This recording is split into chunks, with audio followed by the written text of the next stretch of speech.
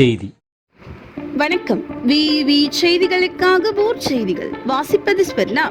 வாகனம் திருட்டு, 3 பேர் கைது.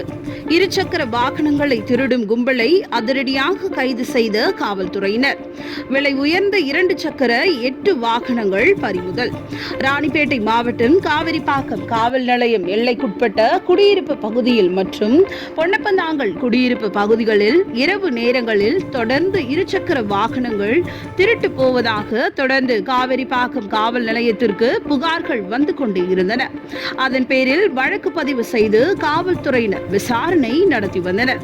இதனையடுத்து ராணிப்பேட்டை மாவட்ட காவல் கண்காணிப்பாளர் விவேகானந்த சுக்லா உத்தரவின் பேரில் அரக்கோணம் உள்வட்ட துணை காவல் கண்காணிப்பாளர் ஜாபிர் சித்திக் மேற்பார்வையில் காவிரிப்பாக்கம் காவல் நிலைய ஆய்வாளர்கள் சண்முகம் தலைமையில் உதவி ஆய்வாளர்கள் அருண்குமார், ராமதுரை உள்ளிட்டவர்களின் மேற்பார்வையில் 2 தனிப்படைகள் அமைக்கப்பட்டு தீவிரமாக தேடும் பணியில் ஈடுபட்டனர்.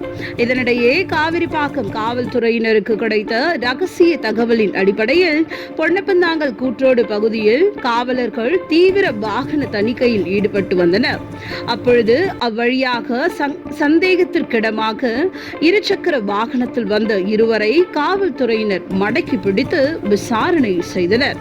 விசாரணையில் அவர்கள் முன்னுக்கு பின் முரணாக தகவல் தெரிவித்துள்ளனர். இதனால் சந்தேகமடைந்த காவலர்கள் இருவரையும் காவல் நிலையம் அழைத்து வந்து விசாரணை மேற்கொண்டனர்.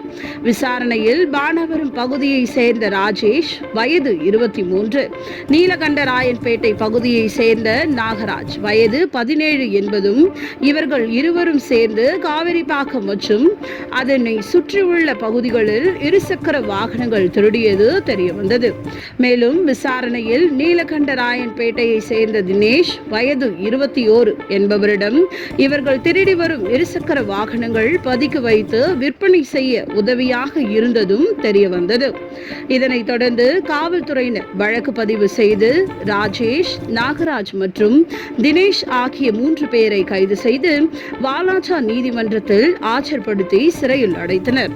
மேலும் இவர்களிடமிருந்து விலை உயர்ந்த 8 இருசக்கர வாகனங்களை பறிமுதல் செய்தனர். தொடர்ந்து பறிமுதல் செய்த இருசக்கர வாகனங்களை அதன் உரிமையாளரிடம் நீதிமன்றத்தின் மூலம் ஒப்படைக்க தேவையான நடவடிக்கைகளை மேற்கொண்டு வருகின்றனர்.